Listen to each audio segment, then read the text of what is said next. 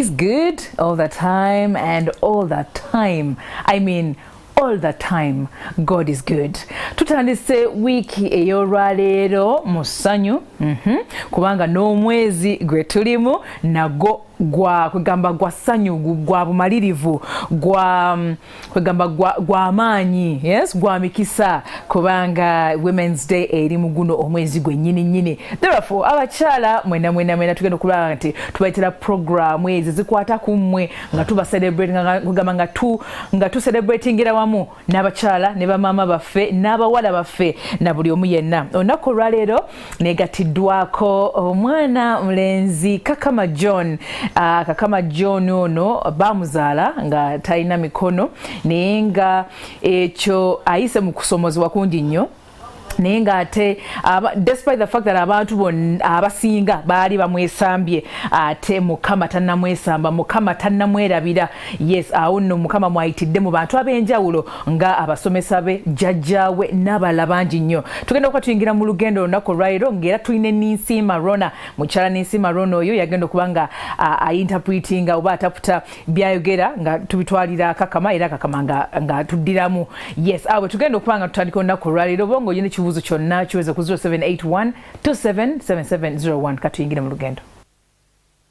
Okay, nziramu okubaniriza ku NTV ne Spark TV mwebale nnyo banemukulika eyo mu weekendi omwezi g'omupya tuku era n'ekisa kya Mukama kyeyongera okubeera obupya buli lokedde. Tumwenyumirizaamu nnyo ddala. Olunaku lwaleero tulina Kakama John. Yes, era ng'ono omuyizi ekiyizi high school. Tuline mukyala Ninsiima Rona Rita. Yes, era ng'agenda okuba nga ataputa olulimi lwe tugenda okuba nga twogera ng'addiramu Kakama mu lwewaabwe ate nga tuddamu ne mu Luzungu ne mu Luganda. Bwe tujja kuba nga tugenda mpola tugendere wamu ffenna. Olunaku olwaleero tugenda kulaba ekisa kya Mukama, tugenda okulaba amaanyi ga Katonda, tugenda okulaba ekisa, tugenda okulaba obulungi wa Mukama nga buyita mu Kakama John n'abantu abamwetoolodde. Enzo Stella Nante tugenda mu kuyingira mu programu yaffe olunaku olwaleero paka ssaawa 5 nga tunyumya mpola. Weewa waliwo abantu abamu abali unfortunate nga balina ku TV, waliwo abantu born with disabilities, waliwo abantu bangi nnyo nga bazaalibwa n'obulemu mu ngeri emu oba endala, naye nga ekirungi kya byonna nti Mukama tabeerabirangako. Kakama John nkwaniriza ku programu ne mukyala Ninsiima naawe nkwaniriza. Muli mutya Mwasuze Mutya? Good. Yes. Yeah. Okay, nga tetunagenda walala bonna sooka obuuze ku bantu, first greet your people in your language. Yes. Yes. Abantu mumulireje amazina ganje ninye Kakama John, ninduga ntungamo Rubale, ekyalo ne Katabega Nyanga parish. Yeah. Ntungamo district. Omwana nzaalo ya Tungamo. Amazina ganje, okay. Tumatumanya amazina katukubibye naye amazina gamanya. Yes. Okay. Mukyala Ninsiima naawe uli utya? Gende nnyabo. Tweyanziza nnyo olw'omukisa guno. Abatulaba ndi Ninsiima Rona Rita. Olw'ekisa kya Mukama naweerezaako mu Parliament y'omwenda nga nkiikirira abantu ba Kabale District. Kabale District erimu Kigezi High School eyo. Nali muyizi wa Kigezi High School. Yensonga lwaki olaba nti aba Kigezi High School Students Association basiimye nti nzije mperekere omwana ono okulaba nga bw'asobola okuyita mu program eno. As an old student ntuula ku steering committee, akakiiko akatambuza emirimu gy'abo bonna abayitako mu ssomero eryo, gamba Old Students Association. Yes, so tuli nnyo mu ssomero eryo ng'abaana abasomerayo gye twasisinkanira ne Kakama ono gw'olaba. Tugezaako okugendayo ne tumentaringa ku baana ne tubazzaamu ku maanyi, ne tubalaga nti kisoboka, amasomero sige gano getuwulira gonna ag'omu Kampala nga naye neeyo nayo osobola okuvaayo n'oba ekintu ky'amaanyi bw'olaba abayitiddeyo bonna. So gye tusanga omwana ono ne tulaba omwana ayina determination ey'okulaba nti atuuka gy'alaga. Omwana bwe baba balinayo sports activities takkiriza nti omuteeke mu mmotoka nti olw'okubanga omusaasidde tagenda kumalako. Atandika marathon n'adduka ne bateeka emmotoka emabega we nga balinze nti walemererwa bamuteekemu naye n'akulaga nti ajja kumalako. Takkiriza kumuteeka mu mmotoka. So really nze neebaza Mukama kubanga nze buli lwe ndaba omwana ono anzijukiza waliwo omusajja omulala ali limbless endowooza ye talina magulu. He's an international preacher. Oyo musajja ono omwana buli lwe mulaba ndaba musajja oyo amannya sigajjukira naye nze ye musajja gwe ndaba mu mwana ono. Amina. Mukama nga mulungi. My God, I am so happy. Tutandise omwezi mu maanyi na mu kisa kya Mukama. Kakama John nalabyenga enduulu okujaguza abantu nga bakukulisa okukola obulungi mu senior 4. Yes? Well, tell me about that experience. Yabadde itya? I was excited when I saw my results. I managed to score 2 A's, 4 B's, and 2 C's. So I was very happy for the marks. What? At that particular moment okulinda nga omaze okukola ebibuuzo because wena kuyita mu kusomako at that moment nga olinda ebibuuzo kyekyadde kigenda mu maaso mu bwongo obwo. What was going on through your mind? Actually, I was scared because at some point when we were doing exams, some exams were somehow hard. Then I was asking myself about how many will I get, most especially in mathematics. It was hard for me and geography, but God enabled me to get very good marks. That's what we are seeing. Bamu yoza ora performance enungi gye yatuuseko Kakama waffe. Oh wow, abasomesa bonna babadde basanyufu n'abaana mbalaba. Kyaba tutte by surprise oba bulijjo bakimanyi nti Kakama tulinamu essuubi. It was not a surprise. I was doing my things from senior 1. And I want to thank my teacher very, very much. They loved me so much. So the only thing, Chigeze High School, I think, is the best school in Uganda. Oh dear. Because I've had the best teachers in our school. They love us. They take a lot of care. They mind a lot on our health, on our studies.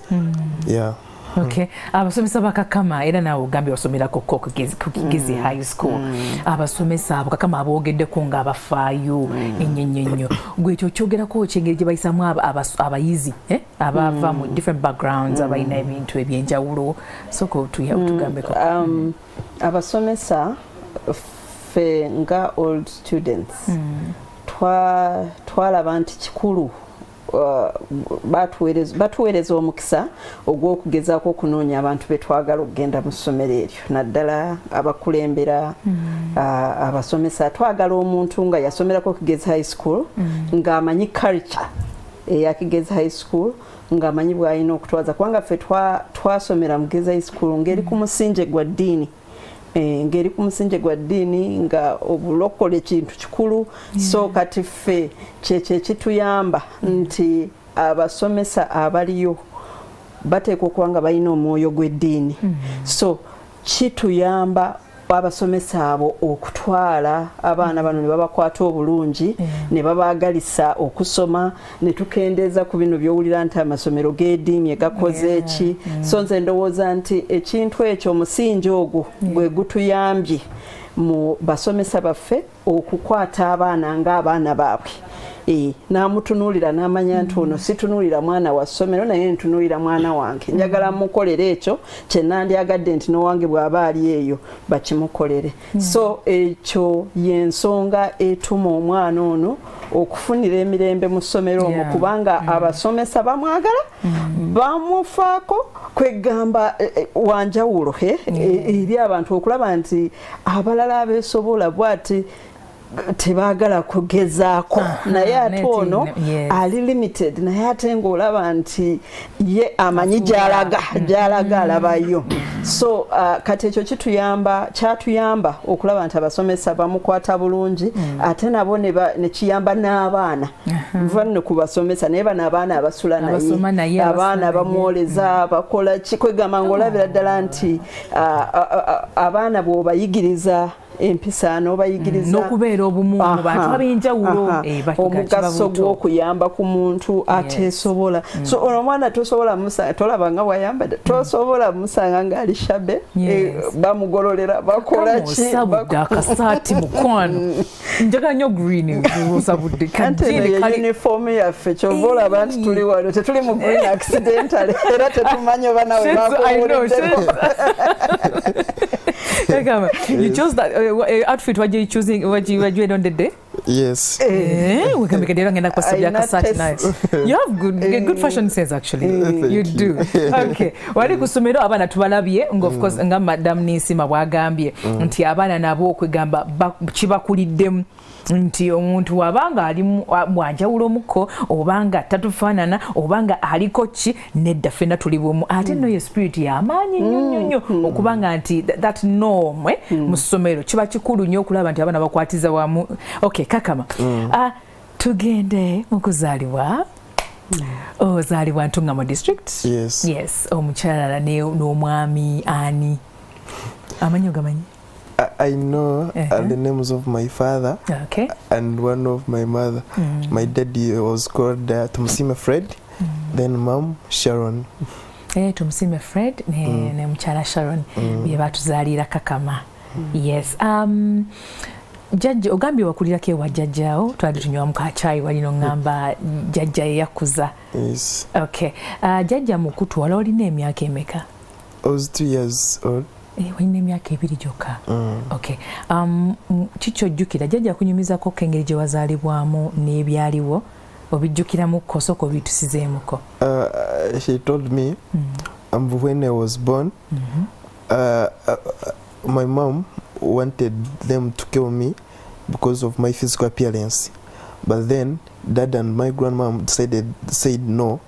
I think for her to abandon me, it was because of what she was deciding to do. That failed. Yeah, that failed. Then they said my dad and grandma decided to take me at my grandmother's place. Grandmother on your dad's side or mom's side? Dad's side. Dad's side. Nasoka tukomaka Madam Nisima soko tutaputire.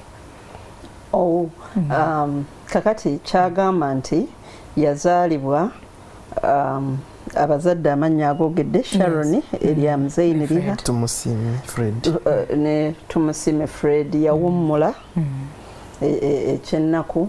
So bwe yamala okuzaalibwa kati maama we ndowooza ne kimukuba wala n'asalawo omwana ono amutte bagezeeko okumujjambula mu bwensi okulaba nti ndowooza ng'alaba kati ono nzadde ki naye taata we n'agaana ne jjajja we n'alemerako jjajja we ku sayidi ya taata we so ne bakkiriza ndowooza ng'omusajja yali tasobola mwana wa myaka egyo kumulabirira ne bakkiriza agende abeere ne jjajjaawe era yamukuzizza.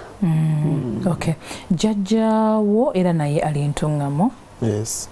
Okay, naye yakyaliyo Mukama mukuumye ekyo nonga kirungi. Yes. Okay. Kale maami wamuwulizaako ko mu kaseera kwe batwalira bajjajja because wajjajja bakutwala nga olina emyaka 2 gyokka but growing up within ng'okulaawo wawulizako ku maama oba taata? No. I was in touch with my dad, but not hearing anything from mom. Ni wali owuliza ku taata oba olumu naye nga maama yito muwuliza wadde n'akasimu wadde ki? Actually, I don't know how she looks like. Oh, you don't know how she looks like. Okay. And you don't even know whether akyaliyo oba nedda? Yeah, I don't know. Okay. Kale taata ye yasalawo n'agamba nti nedda omwana wange ngenda mwekuumira ajja kuba mulamu. Yes. Okay. Bakututte ewa jjajja ng'olina emyaka 2. Yes. Okay. Ewa jjajjaawo kiki kyojjukira? kwegamba mukwasaganya ebintu because wogenda ng'okula memory kati byojjukira kangeze emyaka giba gyeyongeddekokko so biki byojjukira from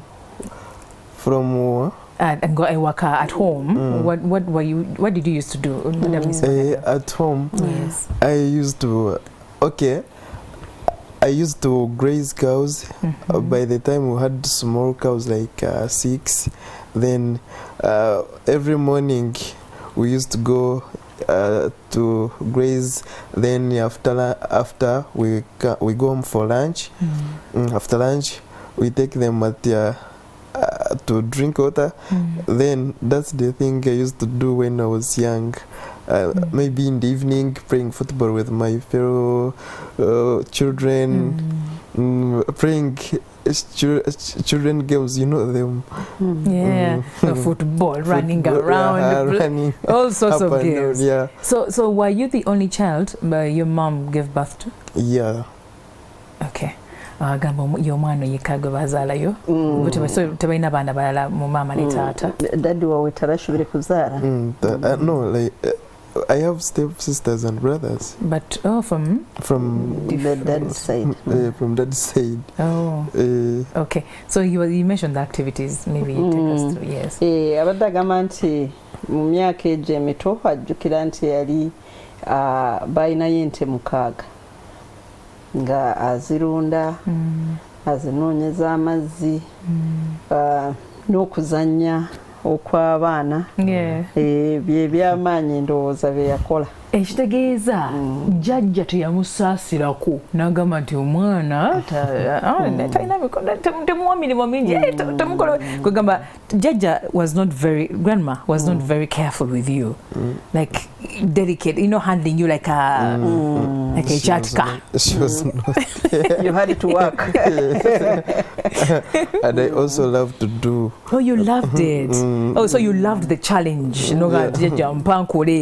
So did you at any one point suggest that? Actually, I remember when I was young, I used to go to our banana plantation to also try like okombe, right? Okukabala. Okulabirira olusuku. Yes. So I used to go there to try, but then kuna kuzilera navileka. When he grew, we yakula nabiva. Ebyo byokulabira ensuku ezo.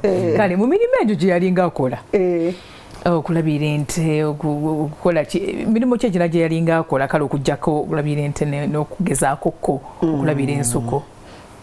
Oyihireho okuleberera ente n'olutooki ebindi biwaabire n'okukola nibye.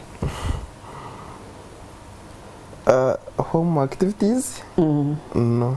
Ebisigadde nga at least.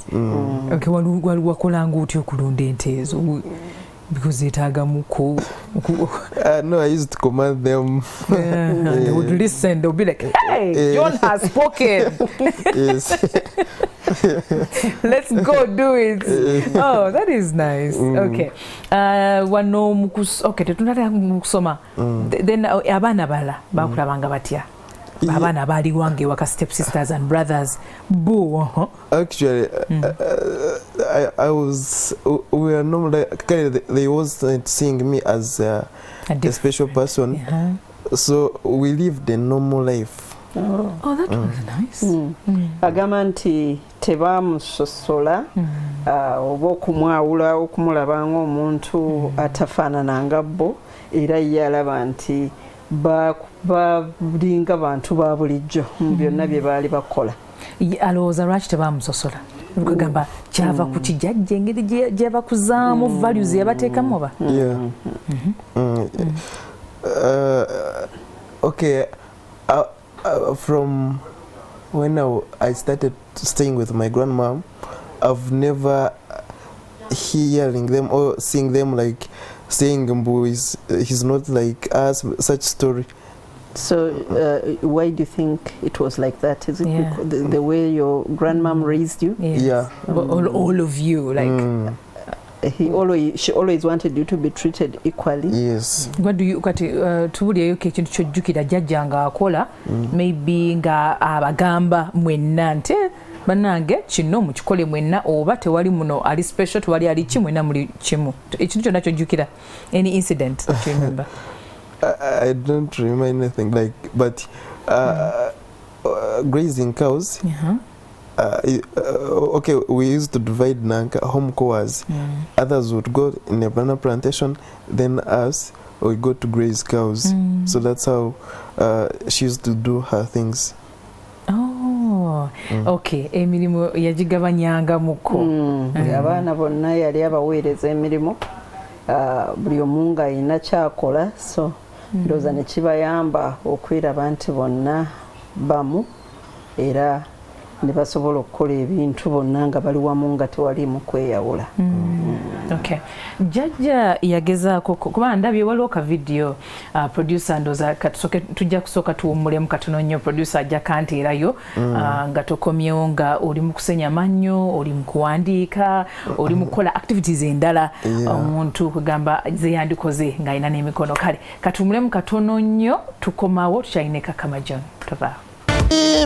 Leka nkusime tata, leka nkusime. Must continue just 2 sentences. Leka nkusime mukama, leka nkusime. Akwakumpango mulingo gwiyano kando guli kutangaza. Leka nkusime mukama, leka nkusime. Akwakumpango mulingo gwiyano kando guli kutangaza. By the way, these guys have just, there's a table here. I just got to start ekitagurro. I was just going to go crazy here. Kakama John, you have you're a very vibrant young man. Look at that. I love that song. Chichi echali mabega wokutono limbo. Tukenda kudayo wali mu kusoma naye wano. Munjega tukwa. Actually, I had friends who were already singers.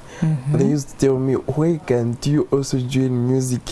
Singers like big musicians in Kabale there? Yeah, in Kabale, both in Kabale and Tungam. Okay. Then I was taking a nap one afternoon. I was convicted. There was a verse in the Bible, yes, Psalms 139, verse 14. From that verse, I dreamt composing a very wonderful song that you've just seen on TV. So when I started singing in a dream, then when I woke up, I woke up already, then looked for a pen and a book, started writing. Psalms 139 what? Psalms 139 verse 14. Okay. Then I immediately that the same day, by that time I didn't have a phone. I called my producer. Before he was my friend. Okay. Actually, I didn't know that one day I'll go to the studio, recording studio. Yeah. Then I called him. I told him that I have my 10K. I don't know what you're going to do for me. Excuse me, Kakama. You think recording a song is 10,000? Then you also have to say, Kakama, what will I do for you? Your 10K. Will you manage? I said, you will help me. You never know. Then, by then, I didn't have a phone. Okay. I started looking for someone with their phone. Then I got a lady, she had a small phone. I started recording using that phone, but there wasn't memory. And then I keep on remembering, like, I used to see on the lyrics that I wrote. Then on rehearsing, I used to forget, is there like such story, you know? And then when I called him, then he said, no, don't bring money, you just come. He was staying in Chitwe in Tungam. Okay. Early morning, I got a taxi up to Chitwe Lane. When I reached there, he told you to come, right? To go there. Okay. We started when I had the beat. Me starting singing in a beat, I was very happy and excited. But even before, you had never gotten singing lessons or any music lessons? I've never. Okay, so summarizing it because you know akadde katono ne just itambuyisi. Okay. Ekisoko oluyimba olwo lwayimbye luga nti nze neebaza Mukama olw'ebyo byankoledde n'okuntonda mu ngeri y'omuwendo. Okiraba? So kati agamba nti obadde omubuuza nga bwe yasobola okulurecordinga naga nti yali alina mukwano gwe gwe yali amanyi nti ono recording ennyimba n'amusaba nti ninayo omutwalo gwange osobola okunkolera. Of course oli n'aseka n'agezaako okuyimba oluyimba olwo ku busimu bw'abantu ku kasimu k'omuntu naye nga tebulina memory okutuusa munne bwe yamuyita mu kitundu kye bayita Kitwe nakyo kiri mu district y'Entungamu n'amugamba jangu nkuyambe. Okay, otuuka mu studio ebyuma olaba mixers computer manya biki kyekyanti kigenda maaso mu bulamu. Kale kuna ishongolere ombitira kalyazamwe. I was very excited. Then here we did it. Then by evening the song was done. He edited it. Then I slept there because he was my birthday. Then like tomorrow, the day after after the day I went in the studio. He was going to shoot a video somewhere. Then he left me in the studio. And then from morning, I played that song from morning up to evening. Then when he came back, he asked me, "Did you get lunch?" And I said no, because I wasn't feeling hungry because of excitement. I listened to it from morning up to evening, and then I was very happy. Then after in the evening, I went to a nearby shop. I bought a small radio then with a memory card. I went home playing the same song when I reached. So literally, you were excited to hear, to listen to it like over and over again. Why? Because to be I wasn't expecting it. Like I've been hearing people singing on radios. I was admiring them. Yeah, you were admiring yourself. Okay, message you wandika. Wajiwandika n'omutima kugamba ogw'okwebaza with the fulfillment and gratefulness. Kugamba ebyokuwandiika ebyo wabijja mu mutwe weetunuulira mu bulamu bwo n'ogamba neetaaga okwebaza Katonda. Actually, I have many songs that thank God. Actually, I've recently released the song. It's called Ankolire Bikuru. So basically, you oyimba gospel music. Yeah, gospel music. Wow. So when I reached at home, I sat in the compound where everyone will be hearing the song. I started playing it, and everyone was interested. Hey, it's you, it's like, you. Who is that? Who is who is that singing? Then when they had my name in the song, they were like, okay, they were surprised. Then asking me, how do you manage such story? Then even my grandmom was shocked because I told her the same day. Then the next day I came with a finished song. Okay, Madam Nisima, agamba nti mukwano gwe yamuleka mu studio olunaku lwonna ne lumuyamba okwongera okuwuliriza n'okuyimba oluyimba olwo. Ate agamba nti ye naye waliwo emabega waayogedde ku kintu kikulu ndowooza kye twetaaga abatulaba nabo okuyiga nti amaanyi gonna ago ag'okuleeta oluyimba olwo n'okuyimba ennyimba zino eza Katonda ez'okwebaza Katonda olw'ebyo byamusobozesezza mu ngeri gy'alimu agajja mu kitabo ekya Zabbuli ogundi chapter 149 39 olunyiriro olw'14 era kabayitiremu wano ekyo kyegamba Psalms 139 verse 14 egamba I praise you because I am fearfully and wonderfully made. Your works are wonderful. I know that fully well. Uli akavasa akawomu. Amaanyi ge kata agajja. Nebaza Mukama mwebaza kubanga yantonda mu ngeri ey'enjawulo. Lwe luyimba luli ate kata agamba ayinayo n'olulala lwe yayimba ankoledde bikulu.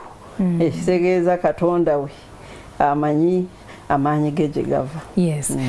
John, mu kwetunuulira waliwo abantu abamu nga balina byonna nga Katonda yamuwa kwegamba just nayisa nawo n'abawa just then nga tebali grateful kwegamba bali munda muli nga bali sad on Madam Nisimo kitegeera nga bali tebalina ssanyu tebalina mirembe balina ennaku naye gwe essanyu lirabika nti liva munda ne lifuluma. Goloze ekyo kiva ku kyekyo omuntu yandikyewuunyiza tulaba wano. Actually I grew up in a church where I'm supported by Compassion. Actually Compassion has done a lot.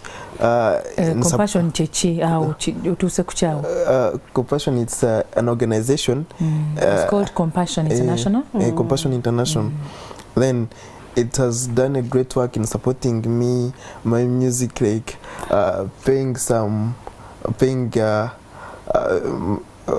giving me money when I'm going to record some songs and videos. So even I competed in Compassion singing competitions where we were singing Kirk Franklin's song called I Smile. Then, I smile.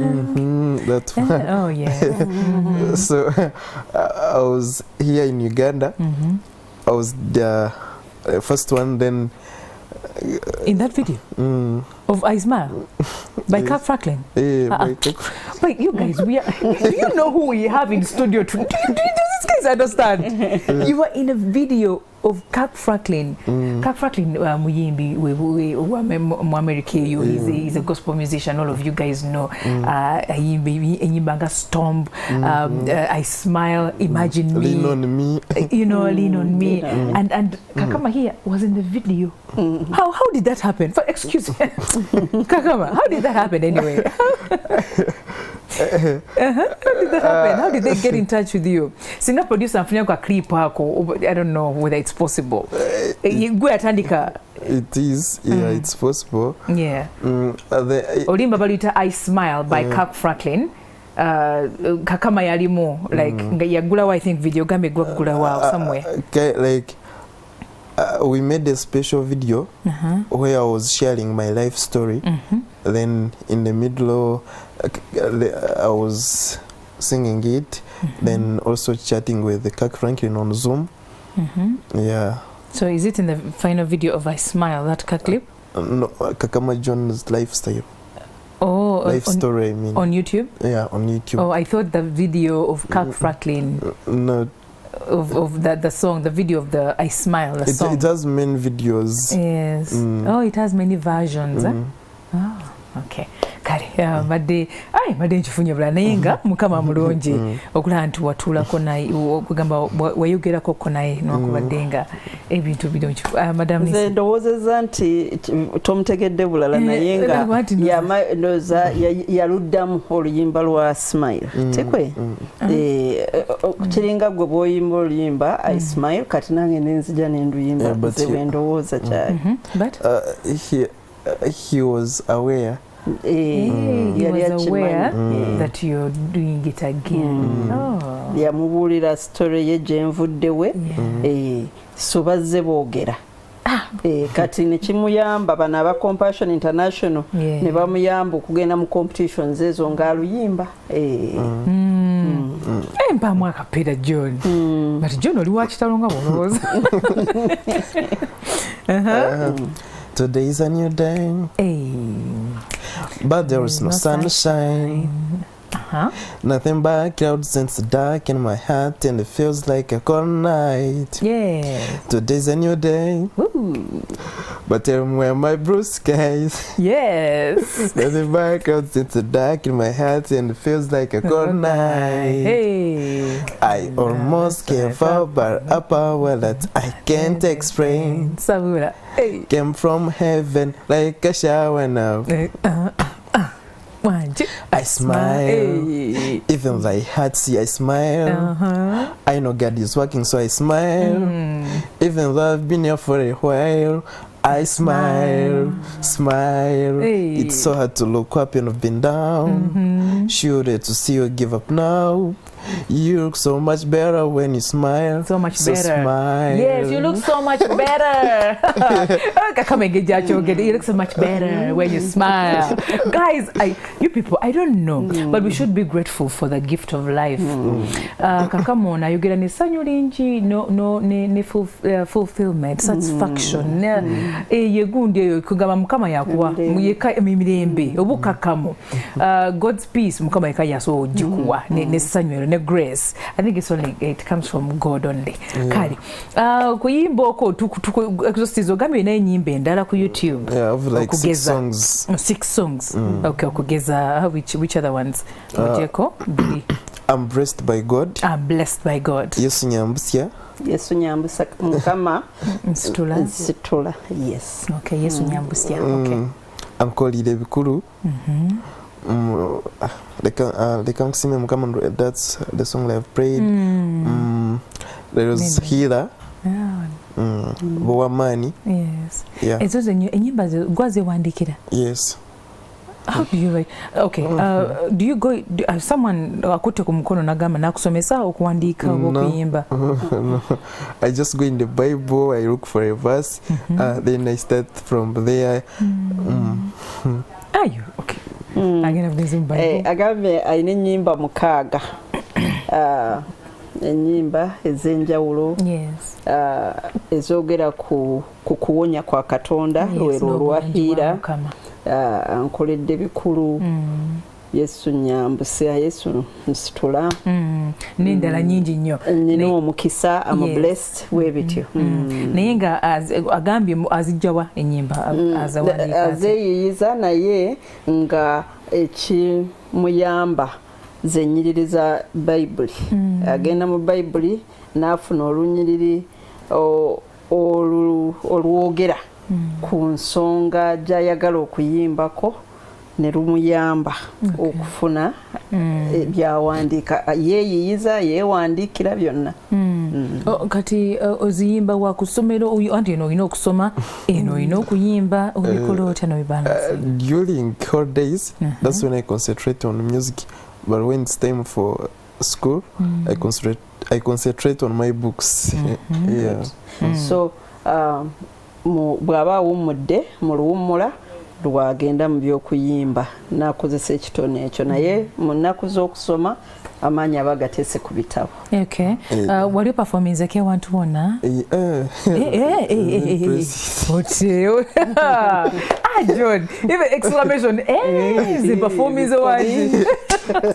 Okay, tuwe ekyo kulabirako wa. Even last year I was at Kachina's show Origendo Rwa Kachina Mbara University in.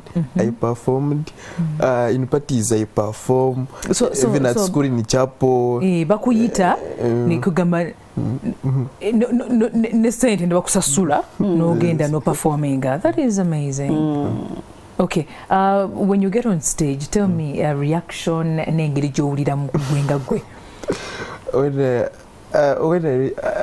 I reached on the stage, actually before it was a challenge. Like I was shy. Okay, take me to the first day. The first day you performed, like for a big audience. Okay, where was it? When they called me. Where was it? At our church. Oh, the church. Okay. I was scared. I didn't know how to introduce myself. I could go and just dance and sing. Then people used to advise me, you always introduce yourself, tell people who you are. Then like you first tell me how. Like, okay, for ladies and gentlemen, we have John Kakama. All the way from Tungamo district, the special man, the legend, the fighter, the warrior, the musician. Kakama John. So how do you introduce yourself? How people, this is your boy Kakama John, a gospel musician from Tungamo. Okay, and then you start your song. Okay, but then the audience, as time went on, audience knows yeyongera ku more accepting. We feel enjawulo jeringa performing. Kiyongera koko oba you're still struggling a bit. Are you struggling in any way? Yeah. Ochabona ho kweshongolera n'ekibyona. No. Just maybe nachi. Parties agambe afuna chance abantu abayina show waliwo omuvubuka amanyiddwa nnyo bamuyita China ne bamuyitanga eyembalala yagenda ko mu university in presenting afuna embaga ne bamutwala okusooka yali ayina ensonyi nga tamanyi kyakkola era nga bw'omuyita atuuka ayimba naye ne bamugamba nedda bw'otuuka ku stage sooka weeyanjule olyoke ye atuukira ku nsonga so kati azze amanyira kati atereera naye nga emirimu si mingi mitonotono naye ngera achasobola okuyimba abamuyisa ate dance mulabye ng'akuba dance eza MJ zonna Chris Brown zonna eza niyo byonna olaba you sliding yo Kakama gwomumanyi my friend okwa backside eyo giraba kitegedde ani Kakama, you're a vibrant young man. I don't think amazina go. Sola, ebonyaka U-turn kokola ka 360.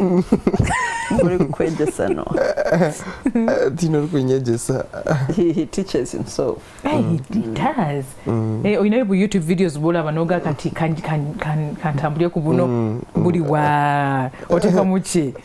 Big boy bichino.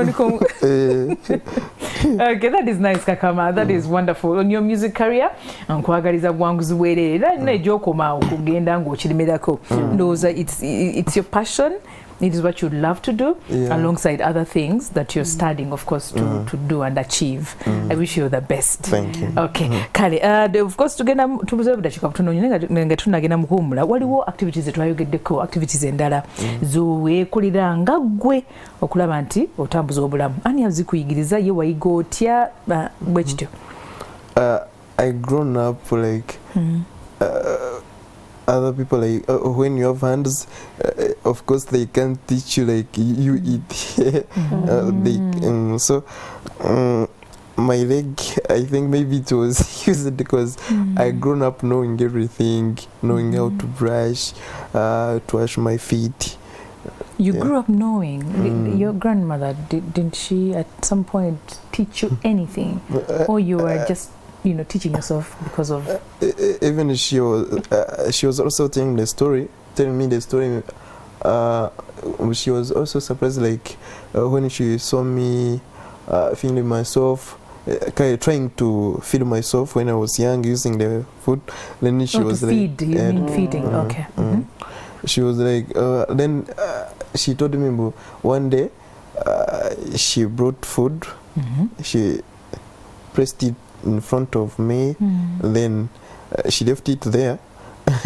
After some few minutes, she saw me trying to use my food to eat. You held a spoon or fork, and then you were feeding yourself? Using my food. And she was shocked.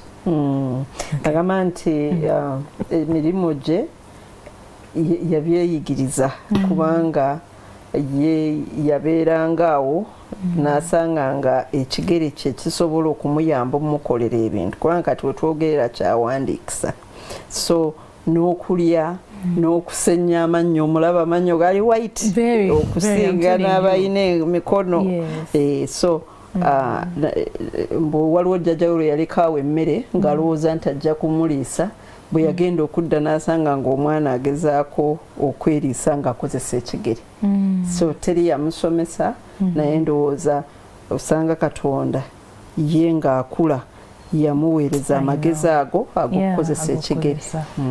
Ani oyo akuyambako? He's a student at Chigezi High School. Muyizi munno. Actually, all of the students, they are my friends. Yes, kati okuwandiika nako wakweyigiriza. Like when you are in nursery, you know, they hold your hand, then they press into a pencil. Or a pen. That's how my teachers also used to do, holding my foot. Oh, so they knew the tactic, whatever it is, when you're using your feet to hold a pen, you hold it like this, and oh wow. Okay, so you take notes. Buli kimu n'okiwandiika bulungi nnyo, handwriting. Nkulabye wandiika bulungi nnyo. Yes. Ng'owandiika bulungi nnyo. Okay, ekitegeeza byonna ogenze oyiga era ogenze okuguka mu bintu ebyenjawulo. Okay, osenya n'amannyo, weeriisa, owandiika. John, naye katubulemu katono nnyo, tugenda mu kitundu kyaffe ekiddako, tovaawo n'ebibuuzo biweereze ku namba eri ku screen. Kale. Okay, kale tukyalina Kakama John. Enzaalo yantuŋŋamu, bamuzaala nga talina mikono, naye si omuntu gw'ogenda okusanga yeekubagiza. He's a happy soul, guys. The happiness and the fulfillment comes from inside out. And tulabye wali mu segment yaffe twali twogedde ku bintu ebyenjawulo byasobola ye okwekolera nga Kakama John. Bwakola atya ye anaaba. What are you doing there? I was washing my feet. Hey, you're washing? Okay, also okunaza omubiri oba okay. Ebigere we so byenaza bulungi nnyo. Toka gwenabisi. Yena asobola kwenaza ebigere awasigadde omubiri bamuyamba. Okay, era tukitegeddeko nti Kakama ono gwe mulaba ku screen onakola for right mu studio azannya omupiira, ayimba, awandiika era yatudde senior 4. Yes, yatudde senior 4 gudi omwaka oguwedde yafunye max nnungi nnyo. Ne bamukulisa mu ssomero, abaana mubalaba nga bamusanyukirako, abasomesa bamwagala okufa obufi. He is a lovable character. Omanyi omwana oyo omuntu gw'osanga nga kyangu okumwagala. He makes it very easy for you to love him. I'm telling you, tumala show ngenda kusigaza. Ayimba, he's a good dancer. Tajja kudda kabali. Tagenda kuddayo. And then ne tukitegerako nate era waliwo ekitongole ekibadde kimukwataganyizaako okusoma kwe nkibayita Compassion International. Era nga badde bamutambuzaako okutuuka senior 4 kati we tuli ali mu senior 5 naye era nga waliwo era bye twetaaga bagamba audience yaffe etegeerera engeri gye tuyambamu. Kale abantu bangi beesaasira oyo we tumuka mu kuwummulamu tubadde twogera ku bantu abo kiki obwogerako ng'ayina buli kimu Mukama yamuwa byonna naye nga they are lazy about their lives, tebalina kye baagala kukola nga just bali awo. What I can tell them, they should try their level best using their hands, carry what they have, to do like to kukole emirimo mbwenu eibakure bakwasa kukora tujegu mbwenu eibakure nabajukunda kandi tekubateganisa. So like when you are doing a thing that you love, you do it perfectly. So nwabatine kuza street kujagu baburo bazaho shangeni bashabiriza bici nkebyo. Okay. Abadde agamba nti kubiriza abantu abo abayina ku mikono, abayina bonga tebayina bulemu, ndozera n'abayina ku bulemu kozesa byonna mu Katonda byaba yabawa okulaba nti babaawo baliko okugenda mu byokusabiriza mu kukola ki baliko okubeera leze. Okay. Tutuuke ku challenges John, mu kuva mu buto paka wano woli olina emyaka 22. Buzibu ki oba okusoomoozebwa kw'osanze mu kutambuza obulamu bwo ebintu byokola okusomako relationship n'abantu ab'enjawulo buzibu ki bw'osanzemu ekyo? Maybe when I was in primary, I had the challenge of walking from home to school, and there was a distance. So walking, you mean? There was some distance, good distance. So enjoy kuyabiregwa. My grandmom would be afraid. Arukuteka nchikomukanshangayira chiriri. Asking herself where will I pass because of flowing water, floods in along the way, such story, slippery roads, carrying books from morning and evening. Then another challenge, finding it difficult, like you want to do something but you are unable to do it, so you need someone to help you, so you have to wait for that person to come and help. Give me an example of such incidences. Like, class, then my fellow students are the one that helps me, so I have to wait for them to first finish their things, then they come and help me, then we go to class together. So when can they chair more because I had to wait for them. Because sometimes you really want to go ahead and do things chap, but then you have to wait for another person. Okay. How about other things? Other challenges like washing clothes. Because most of the times I keep them, then I wait for someone to help me and wash them at once. So I have to make sure that I keep clean, I don't make them dirty, such that I can wear it today, tomorrow, like at least 2 days.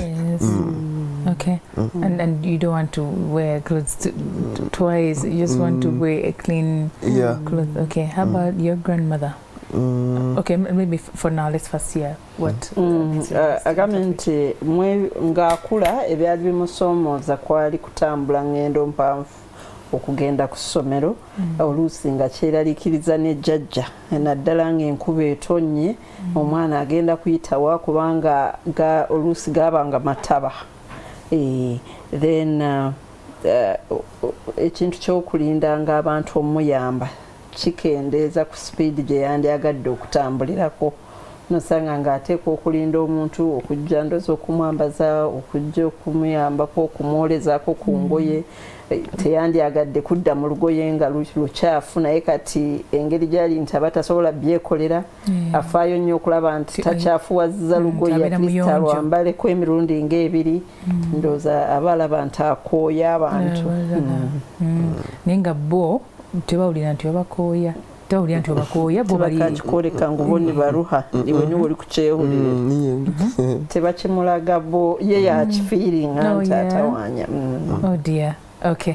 And then okulyako olya weeriisa bulungi nnyo. Yeah, it's very easy for me. N'ebintu ebirala okwambazako when it's elastic trouser, then I can help myself. Even a t-shirt can help myself. Maybe kusiba mapeesha. Okay. Okay. Asobola okweyambaza bwebanga empale ya lastika ne t-shirt asobola ogyeyambaza mpozi aba yeetaagamu obuyambi okusiba ku mapeesa. Okay. Engeri gy'omanagingamu challenges ezo yebadde engeri ki gwe gye weeyambyemuko ng'ogenda kusoma n'ebitabo ebyo jjajja byaga ate obisitula ate ki okutambula engendo ezo kyatambula up to actually long distances or now? No, but I'm in a boarding school now. Okay. Nenga moving around this, it's fine. It's fine. Yes. Okay. What teach you ebitabo before during primary? When I was in primary, that's when it was a challenge for me. But now everything is now right. I keep them in class. We have lockers that. I have a padlock on my locker. I press into my books, then I lock. I go to the dormitory. I come back. I open. I remove the book I want. Yeah. Using your feet. Using my feet. And now you're so used to it, like it's part of you now. Okay. Now, for the boarding section, before you joined boarding, or even within that period, did you at any point hear from Dad? Any point? No. Why do you think so? Maybe I think he also had his own challenges. Yeah. So I don't know much information about him. Them. And also grandmother never told you so much about them. Yes. Okay, ye wogambe mami yetu manyina ekifaananyi kyo kiina mu mutwe. Ate taata ye ekifaananyi kiina kozi yali akulabyeko. Yes. Omulabyeko ng'akuze nga tannava mu bulamu bw'ensi eno. Osemba ddi omulaba taata? When oba waheruka kumuleeba atakajenze. Maybe it was 2019. Okay, and before 2019 yalinga kukyalira kwe wajjajja aleetayo bintu. Okay, despite the fact that we have been talking on phone, but not seeing him. Okay. Agamba nti baali boogerera ku ssimu nga tamulaba era yakoma omulaba 2019. Okay, we were receiving amawulire ago kimanyi okuluzinga omuzadde nakyo kinenge gye kikosa. When you ago mahulire ngu muzeeyi yagenda okahulira otaabu kuba ino kukiri kuteganisa. Okay, like it hurts, but everything I'm supported by compassion. So teyagiwulira kubanga ye compassion yabadde omuzadde kyamuluma naye engeri gyali nti yali tali mu bulamu. Abantu abamukwasaganya abali mu bulamu kugamba balala nnyo abali present. Because they are the one like kati ye jjajja compassion be bazadde. Compassion was paying me giving us everything, bed sheets there, books, pens, every requirement. Even right now they are trying to make sure that I get sponsorship for A level. Okay. Compassion kitongole kiri luddawo kyabana Compassion International kitongole kya musingi gwa ddiini Church of Uganda era kimaze emyaka mingi. Nze nazaalibwa nga Compassion weeri myaka gyange 46 nga Compassion weeri, so bazze bayamba era bayitira mu kkanisa okuyamba abaana abateesobola. So kibadde kimukwatiridde naye kati bayina amateeka gaabwe bondowooza nga bakola amateeka gano baali bamanyi nti ku myaka 22 omwana gwe tuzze tukwata ku mukono okuva lwa tandise okusoma aba amaze university. So era ku myaka 22 omwana oyo aba asobola okwetengerera n'okwetambuza maaso kubanga tuba tumuwadde omusingi gwe twagala. Naye ndowooza tebalowooza ku kyokugamba nti omwana asobola okuweza emyaka egya 22 nga waliwo ensonga especially ng'eya Kakama. Naye omanye ebintu by'amateeka byo okubikyusa si kyangu. Naddala kati bwe wazzeemu eno enkola ya Trump ey'okuddamu okwekenneenya ebitongole bino bikola bitya bigira ki. So tulaba nti si kyekintu kyosobola kati okutambuza n'obasaba n'ogamba mukyuseemu. Era ndoza y'ensonga lwaki olaba nti kati nabaate batweyunzeeko mu kulaba nti omwana ono tulaba asobola kusoma atya. Tebamulekeredde bamanyi nti amateeka gaabwe gagaana naye ate bagezaako kati okumuyamba okufuna abantu abasobola era ddala omukwatirako n'amala A level Katonda bw'aba yagadde era n'akola ne lawyer kubanga ayagala kubeera lawyer. okakwera munnamateeka ekyo no tujja kyogerako ensonga lwaki oyagala kuyingira amateeka toyagala butali bwenkanya toyagalira ddala oteekayo okuba emmeeza nakyo tujja kyogerako naye nga Compassion International yamukwatako okuva nga muto paka kati watuuse katandikira myaka engaki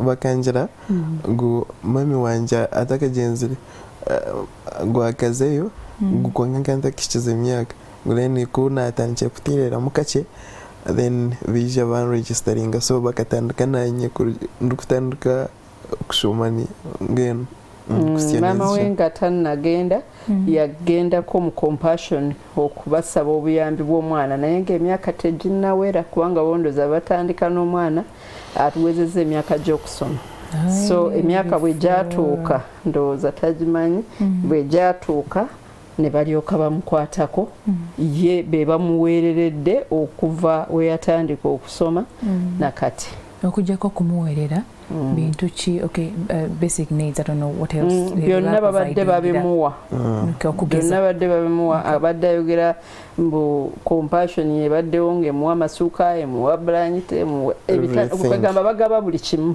ekisobolesa omwana okubeera mu mbeera eyo emweyagaza n'asobola okusoma obulungi engoye byonna babikuwa ebitabo so abadde tannaba kubeera mu bwetaavu era nekusomero nga talina kyajula abadde talina kyagala omulabe ng'ali kusomera alinga Kakama indida nga kabaka kubanga omanyi Kakama kitegeeza ekinge. First, in fact, let us talk about your name. It means a king. Yes. Kakama. Kubanga fe mu Lukiga kabaka ye mugundi omukama. Okiraba omukama omugabi webityo. So kati Kakama. Okay. Kaking. Kaking oli mukona. But John, you're not an ordinary person. Ate olabira ddala n'abazadde be nabo baali visionary. Yes, they were. Tebamulabira mu kumuyita bintu abantu bayita Kakama indeed babeera bakama. I'm telling you. Kakama John. So an encouraging name. Yes. How do you feel about that name? There's nothing you regret about it. You're like, I don't actually love my name so much. Do you have a stage name? That's why I used it as a stage name. Yeah, I thought you were going to name yourself maybe KKK. I want to promote my name. Kakama John. Yeah, Kakama John. AKA just. Actually, it's very simple. Kakama John. Everyone can nani ndabako nko witu. Everyone ninga national one. Wanabonda Kakama John. Kakama John. Na imuje. Yembu ulira yagala erinnya lali ayagala okupromotinga ne bwabera ku ssomero.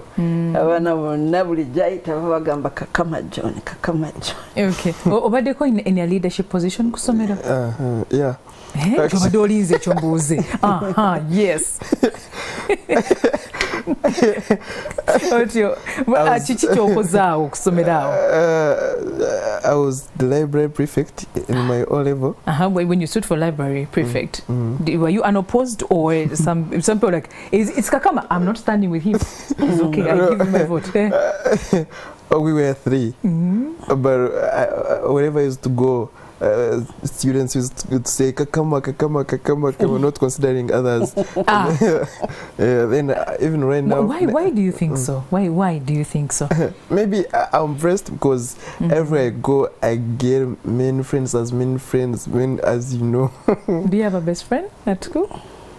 Everyone is your best friend. Everyone is my best friend. They are watching, so if you choose really, out of them, they are my best friends. So even next time I want to contest here on the post of head prefect. Next year? Next term. Next term. Okay, next time will be second term, and you want to stand for head prefect. Okay, from library, library prefect. In primary, I was the headman for 3 years. then unopposed. There's no one who dared. Then when I reached in secondary, library prefect. Then in A level, I'm planning to contest on the post of head prefect. Okay, what is your plan? Because your fellow students are watching. You told them that you're going to be. What is your plan? Give us a plan. Just highlight for us a few things. As you're going to move poverty. I thought you're going to. Okay, got it. What is your plan? Okay. Okay, like as I want to be a lawyer, I want to also gain leadership skills. Like when I finish university, if God wishes, I also contest as the MP. You know, I was going to bring it up, by the way. I was going to ask you about in future, would you love to stand for in a leadership position bigger than, you know? So you're looking at it as well. So that I'm trying hard to gain leadership skills that will enable me to achieve my career goals.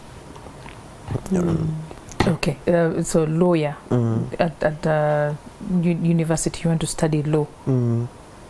Why among all the other courses you want to choose? You want to do law? I want to promote justice in our country, Uganda. And people who don't. I want to be an example to other people who are also disabled. So I want to be their role model. Oh yes, I hear you.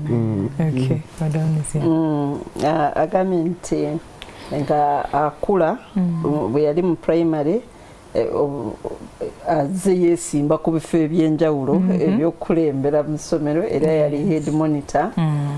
Bw'atuuka mu secondary ne yeesimbawo n'abaana basatu. Siga nti baalinga bamuwabuwi n'avuganya nabo, naye nga buli gy'alaga buli omu agamba kakama bwe tukawa era ne bakamuwa. Kati asuubira nti mu ttaama ejja bwe banaaba bateesewo obululu, kati ate ayagala kubeera head prefect, kwegamba yagenda okwesimba ku kifo ky'okukulira bonna, kubanga Geza High School ekola head boy ne head girl. So yagenda okubeera ku ekyo ekifo ky'okukulembera abalenzi bonna. Then ku kya lawyer agamba nti ayagala ng'oggyeko obwa lawyer ate afuneyo n'obukugu mu by'obukulembeze, kubanga gye bujja yeeraba nga yeesimba nga MP w'abantu b'entuŋŋamo oba MP Rushenyi. Olaba constituency ye bagiyita Rushenyi. Kati erimu Honorable Naomi Kabasharira, eyo yalibeerangamu Honorable Rukuta naffe long time. So omulabo w'Erushenyi wuuyo Honorable Rukuta. Nze kananzira mbigere mulaba. So kati ndowooza mbu y'omu ku baadde nga bamuyamba, kati osanga yoyo eyamuweereza okwagala ndowooza ebintu ng'ebyo, eyamwagalisa obukulembeze ndowooza.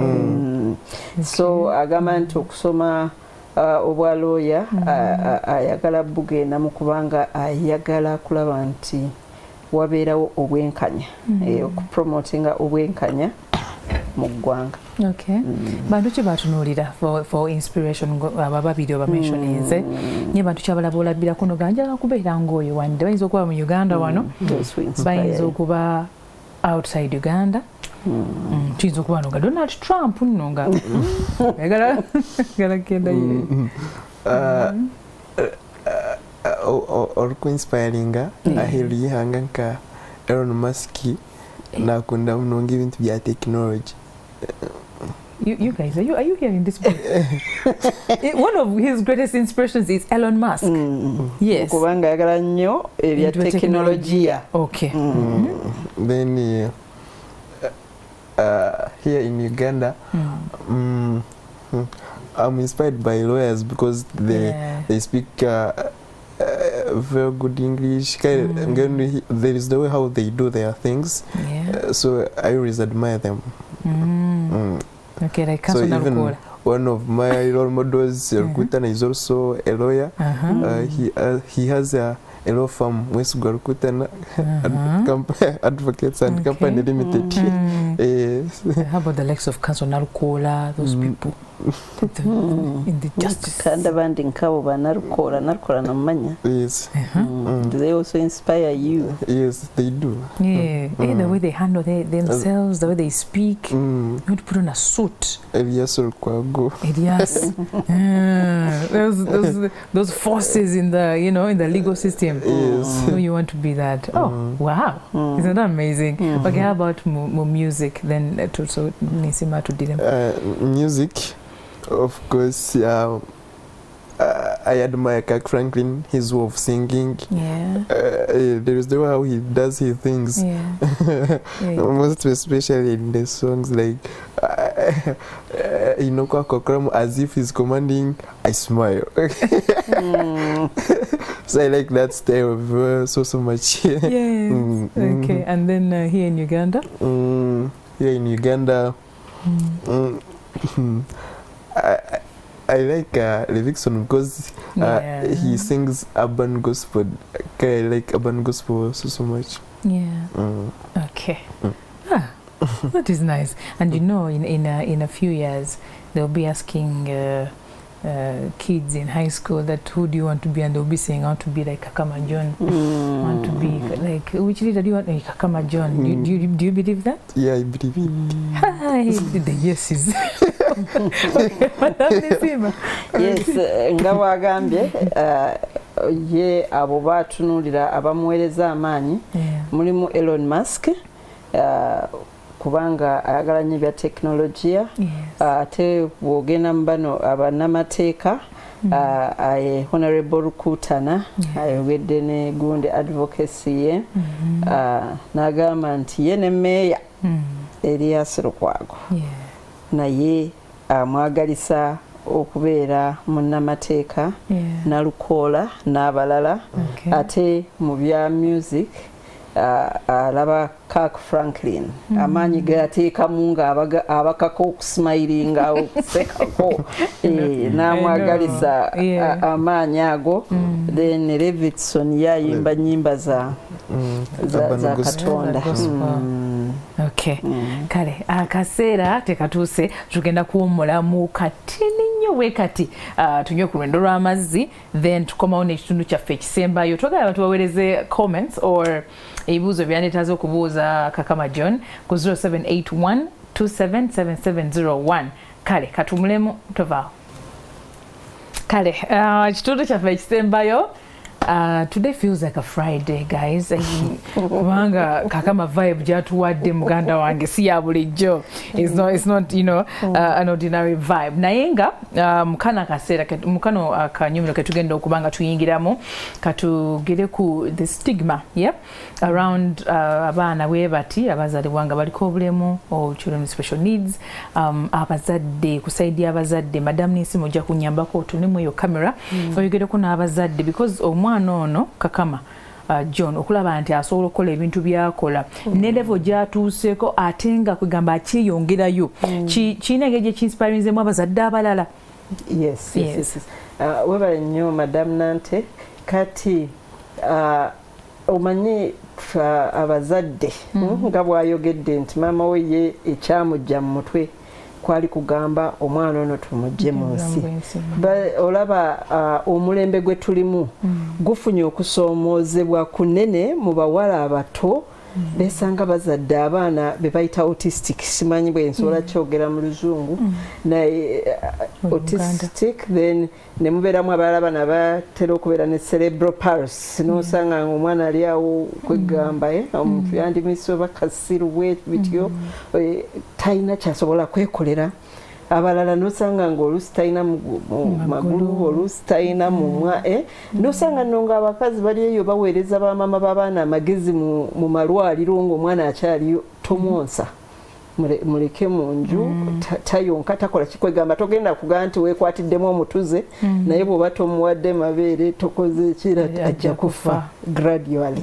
So kati nze njagala okwebaza Mukama olwa jjajjawo n'omwana ne taata we abalaba nti omwana ono si wakukweka, instead wakukola ki, wakujjayo ne maama woye yasobola ogenda mu compassion kubanga osanga singa teyagendayo tebanditegedde nti gyali yeetaaga obuyambi ne basobola okumuyamba kuba katuolaba mwana yeeyagaza omwana yeeyagaza, omwana alina self drive alina nga bwaweereza amaanyi.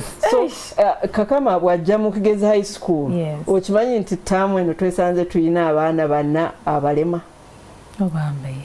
Omu bangambye omuzadde we musomesa wa primary, omulala babiri balimi, omanyi nolaba nga kati bavuddeyo kubanga abantu bwe bagenda ne bazaala omwana ne basanga nga muzibe, ne basanga nga omwana aliko obulemu.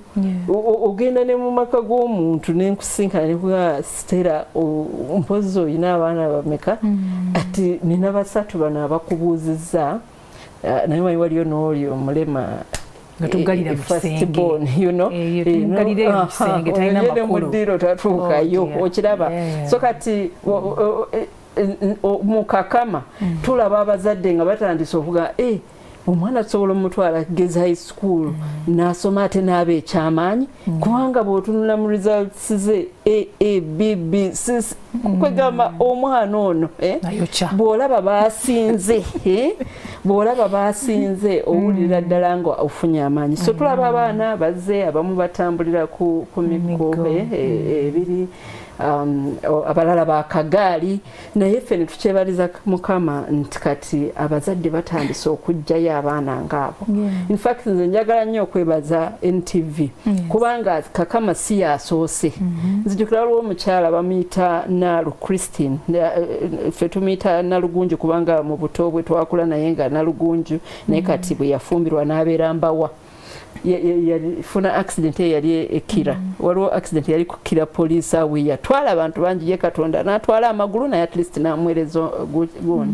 So twalaba wano nga mumuleese ne olaba ebintu ebyo biweereza amaanyi kulaba nti omwana kati ng'ono tali kyerabira, abalema abali eyo bonna tebali kyerabira, bagamba kyotegeeza nange tugwanidde tusobola naffe okugenda mu sofa za NTV mu woteeri eya Serena ne batulabako. Okiraba ekintu ekyo ogenda kusanga Kakama yagaliza abalema bangi abeetya abatalina ssuubi okumanya nti naye asobola okugenda mu TV n'atuula ne yekkalira. Okiraba so naffe bwe tulaba nga abaana babaleese bana nabo bali eyo tuli mu kulaba nga old students basobola nabo bakwatirako. Naye kintu kirungi nnyo ate nze njagala n'okugamba abazadde abali eyo omulembe gwe tulimu muzibu, tetumanyi autism yavaawa, tetumanyi kiki kubanga ffe tulowooza nti kati kyabadde too much. Buli maka nga bibiri tosobola kubulwamu muzadde ayina abaana ate nga bawala bato myaka 3 myaka 4 oluusi omuwala n'amuzaala nga mwana omu bw'ati n'atya ebyokuzaala n'agamba sigenda biddamu.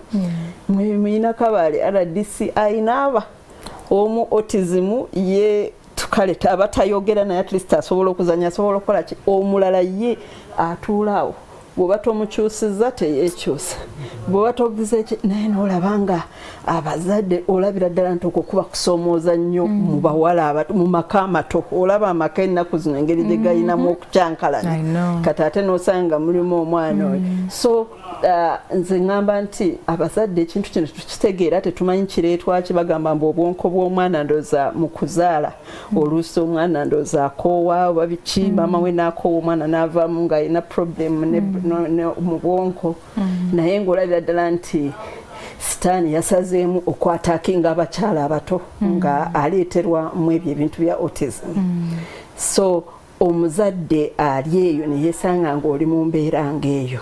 Ekisooka nze mbawa amagezi nti tebaggwamu maanyi, ddamu ogezeeko zaalayo omulala.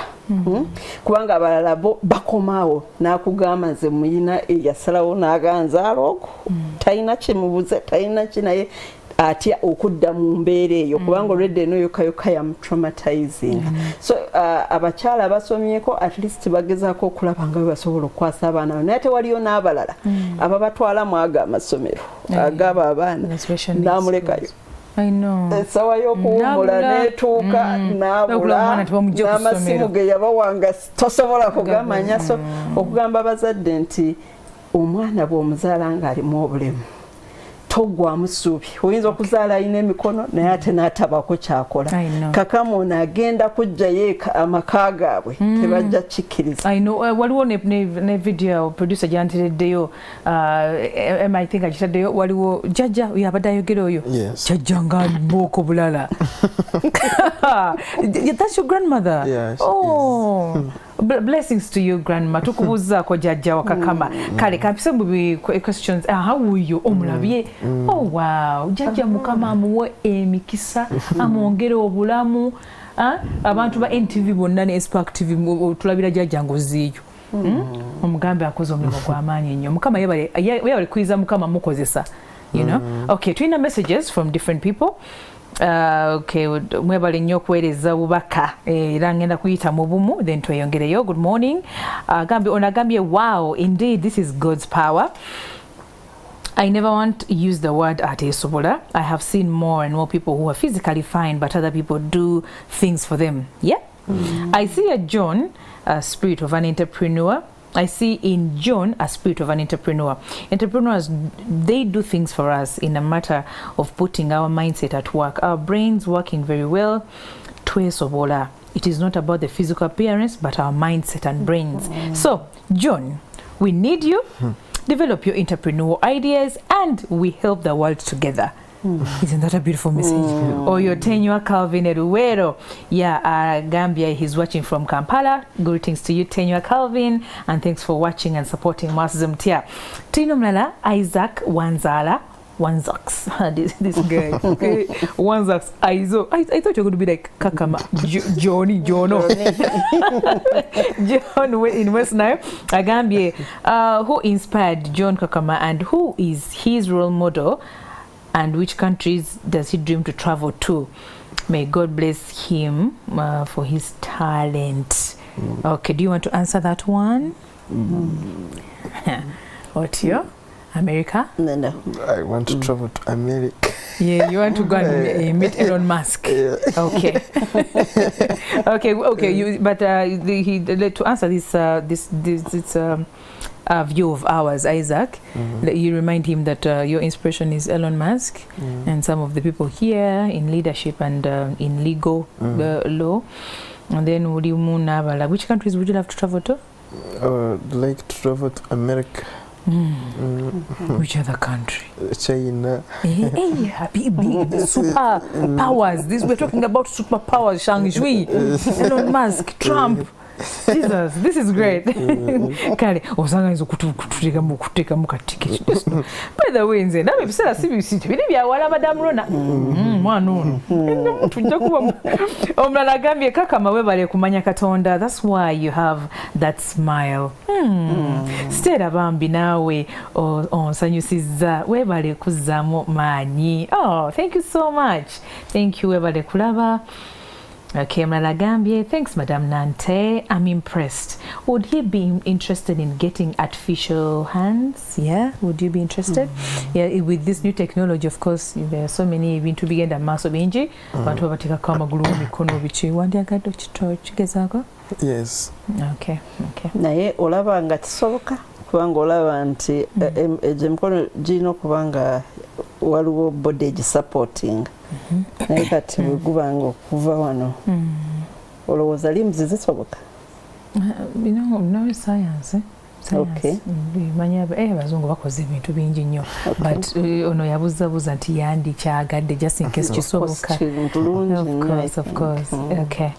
Kale, anyone who can sponsor. Kale, tugende mu sponsorship. Kakama, right now, yetaage of course, Compassion International, ekwatiddeko omwana n'okulaba nti mutambuzaako wemutusiza era okulaba nti omunoonyeza ba sponsors ab'enjawulo oba abasobola omukwatirako okulaba nti atambuza emisomo gye ayagala kubeera lawyer, ayagala kukola bintu bya tekinologiya ebyo bwe bityo. So ekirooto kyalina kinene nnyo, ayagala kuyingira mu by'obukulembeze. We're kwegamba kubeera citizen yeyagaza akalanda kuyimba kwegamba Kakama is our national treasure literally. Okay, but Madam Nisima, tutwale through what Kakama right now needs. He needs sponsors, etaga school fees and all that. Yes.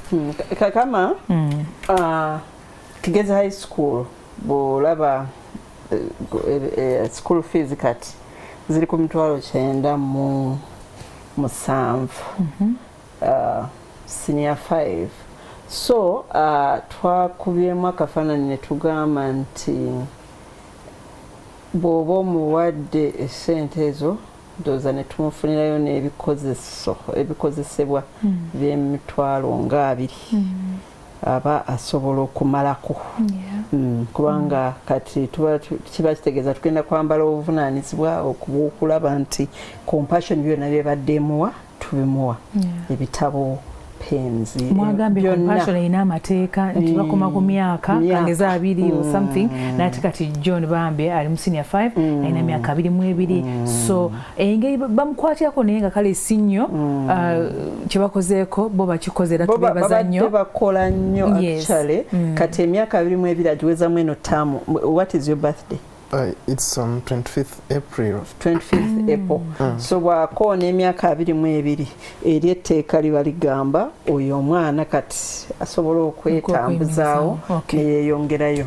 So kati tulowooza nti mu buli tamu ajja kuba yeetaaga $1,200,000. At least 97 zisasule eno ebyessomero naye nga ezisigadde zimunoonyezeko ku bintu ebinaamuyamba mu ttaamu bwe tulowooza. So ekyo bw'okiraba kiba kitegeeza $1,200,000 bw'obazaamu katugambe omwaka gumu ogwa senior 5 ajja kuba yeetaaga $3,600,000 bw'oteekako emyaka endala endala 36 ezo ze $7,200,000 okiraba okuyita mu A1.2 yes okuyita mu tamu yo mu mwaka $3,600,000 wewatyo obugwamu kale $4,000,000 just mu mwaka waba afunye ezo omwaka n'afuna endala 4 awo oba omanyi nti A-level omwambusizza then netulaba ekirala Katonda kyanaatuleeteramu kubanga onaasobola ye n'okwetwala mu university kulo mu government nze ono omwana nga bwe mulaba oli nga mukwatiddeko n'asigala nga asobola okumalako A-level. Ayinza n'otuleetera surprise n'osanga nga mu university twetaaga kugula bikozeso naye nga awasigadde ayina sponsorship. Asobola byetu okwefunira max ezo. Kati ekiriwo ekyamaanyi kya kumwambusa kweno level ya A-level. Senior 5 na senior 6. Kale John abantu abatulaba n'abatuwuliriza batunulako wali bagambe kyo wandyagadde bagamba. All people are seeing us. We actually at home. We are still building a house. It's not yet done. So I'm also appealing to any person like who is willing. That person can also support us because we have not yet completed with finishing and other things. You stay with your grandmother? Yeah. Okay. Also, I'm also kind of requesting them to support my education, A-level, high institution. So, giving me school fees. And other scholarship materials. Scholastic materials. Okay. That is the message that you want to put out. And also requesting MTV to always play my songs and other TVs in the I am telling you the beat. your song is going to be the opening song. and anyway, I'm just giving you, like, you know, but I believe your music is great. Yeah, we have gospel shows here, and we have, and you know, and all that, but we shall look into it with our production managers and everything to see that your music crosses borders. Okay, Kakama agambye otyo school fees nenga wadde wabyogedde ku wali waliwo ennyumba gye bali mu kuzimba. Ndaba ayongeddemu ekyennyumba nti awaka baali batandise okuzimba naye ennyumba tennaggwa gy'abeera ne jjajjaawe. Then n'okusaba nti NTV emutambuliza ennyimba ze abantu bonna basobole okuziraba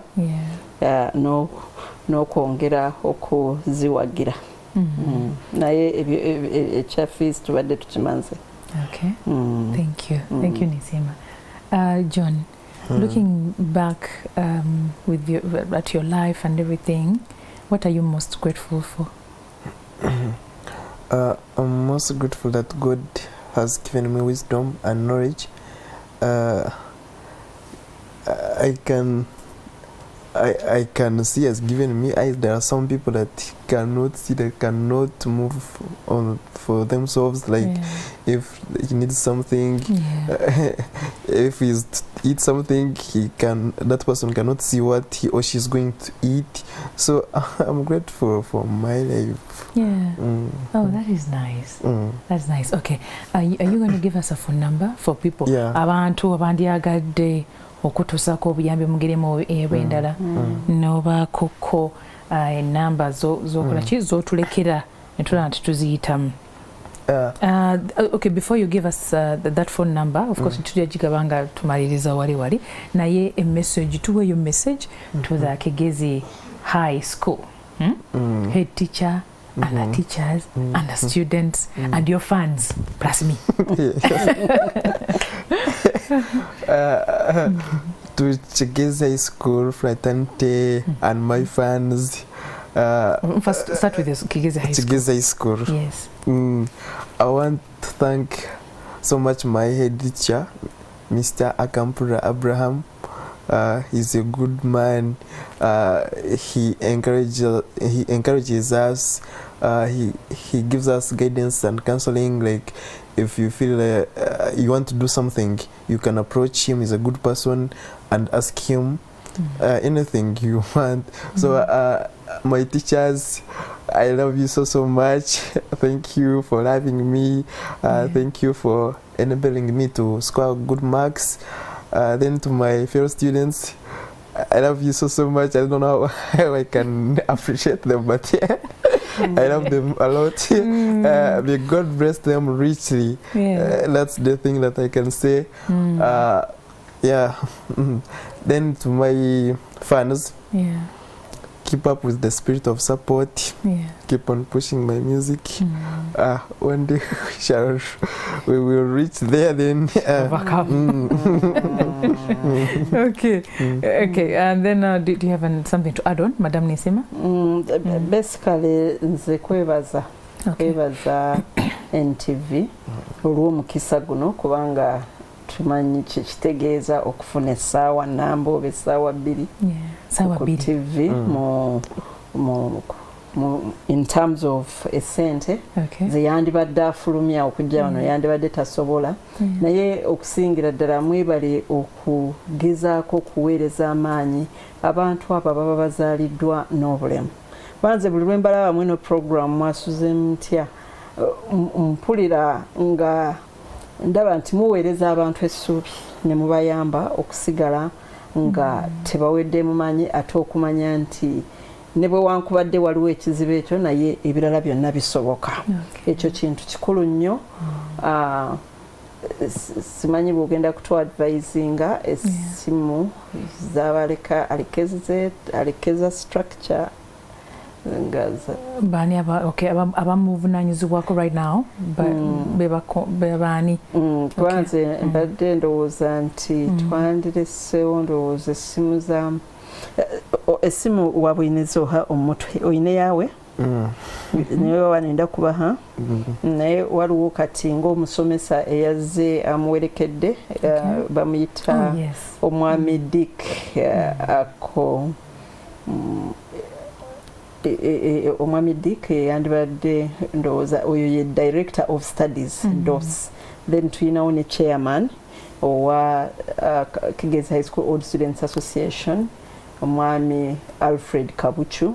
Yatera okufuna obuyambi bw'abaana ng'abo ne buyitira mu association ne butuuka essomero. Noono omwami Dickson ali mu mikono ye naye bwetu erinnya ali mu mikono gya Yesu ndowooza bamuyita so naye oli tulowooza nti singa abantu badde baba bagadde okudiringa directly nekyo nakyo kyandiyambye mu kifondooza ky'okuweereza essimu ey'omwana kubanga oba tomanyi ebyessimu omuntu ayinza ogigwako ng'amanyi nga pini ye n'azitwala bwebityo okiraba osanga kubanga kati mwana wakuyamba so tomanyi agenda okugwa ku ssimu tomanyi bw'afuna esente oyinza ogagundi pini yange yeno so ndowooza kiri seefa bwe tuweereza essimu eza institution for example essomero oba association. Okay. Nengeri gye banamanyamu nti za Kakama because that's the thing. Because tuyinza obuwa enamba y'essomero but then ebintu bingi bigendako transaction nyingi zigendako tunamanya tutya nti zino za mwana waffe. Ndowooza muntu bw'aba asindika ssente kyandibadde kirungi engeri gye batera okubuuza ensonga n'oteekako Kakama John kati nekiba of course tuyina gundi accountability process tuweereza nnyo accountability ez'essente kubanga abasomesa bamuyambako koko yenamba nze ndowooza nti ono yazze amuwerekedde mwami Dick tumuweerezeyo neeno kwegamba omuntu bwayagala okuyita mu association ayite bwayagala okukubira direct essomero n'abanga ayina director of studies enamba eyo ejja kuyamba nnyo. Kale enamba eriwa gisome nanti abantu gyemanyi mu mutwe ya chairman wa Old Students Association kubanga kati baga eriwala sisobola kusoma ya Dick naye nga eya chairman waffe wa Akawungeezi High School Old Students Association bamuyita omwami Alfred Kabuchu bitwa baabo lyerinnya erijja ng'oteeseko essente ezo eriziro Alfred Kabuchu bitwa baabo 0772 5 mukaaga emirundi 3 katugambe 50 06 6 500 666 0772 5 06 6 so erinnya erijja eya Dickson oba osobola kukozesa sisitemu yo ne bagitufunira kubanga ali awo eyazze amuwerekedde eya Dickson obadde ng'oyogera naye ndowooza eya Dickson eri 0772 47 42 26 oba noti 772 47 42 26 bw'obanga oyagala okuyisaawo obuyambi bwonna. Ereeta amannya Dickson ali mu mikono ye. Obwedda manyi obwedda olowooza nti ntegeeza nti ono ali mu mikono gy'oli nakitegedde naye nga ye essimu erinnya lyeryo ali mu mikono ye ekitegeeza abazadde be bali bategeeza ali mu mikono gya Yesu naseera naati ali mu mikono ye something like that. Kakama nga tuggalawo programu yaffe twakatandika omwezi kyo kyagala ogamba abakyala this is the month that we have to celebrate women empowerment women emancipation byonna kyo kyagala gamba bakyala mutwaide ne jajja madamu Nisima Stella Nante producer waffe ali wali. The only thing that I can tell them to keep up with the spirit. They are so lovely, so caring, so they should never give up. Yes. Oh, we shall not give up. When you say so, we shan't. Okay, give us an a cappella of the other song that you promised us, and then to see abantu bafenenga tuyanza nnyo abantu okutula babanenge twadangide basawa 3 paka sawa 5 banenga mbade balaye balungi. Ne school fees tukimanyi kino mukama ayina bagenda okwatako Kakama John asome elevaji male agende ku university asome law agende amalirize agafuke lawyer afuke omukulembeze byonna byagala bambi abituka kunenga gunawo mukuta omukwatiddeko ku mukono kale tuwa kapera then tusibule mu dakiika emu. I'm going to sing a song entitled I'm Blessed by God. Titled I'm Blessed by God. Yes. Ndi wa mukisa.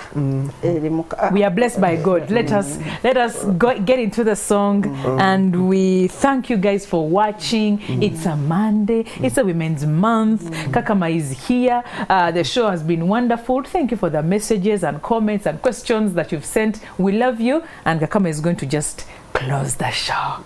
Let's go. I am blessed by God. Yes. Every day is a new day to me. I am blessed by God. Yes. Every day is a new day to me. I am blessed by God. Every day is a new day to me. I am blessed by God. Every day is a new day to me.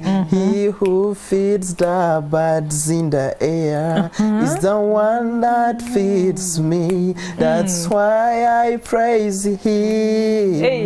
Is the one that feeds me. I am blessed by God. Every day is a new day to me. I am blessed by God. Every day is a new day to me. He takes me to the green pasture. He leads me to the streams of autumn. That's why I praise Him. Every day is a new day to me. Every day is a new day, and we thank God. Though He takes us to the greener pastures, He fills our heads with it. He blessed the works of our hands. Yes. Thank you, God. We love you. Thank you for Kakama's life. Thank you for Madame Nisima. Thank you for the people in the control room there, and thank you to everyone, our viewers. We love you. Mukama batukumire. I am blessed by God.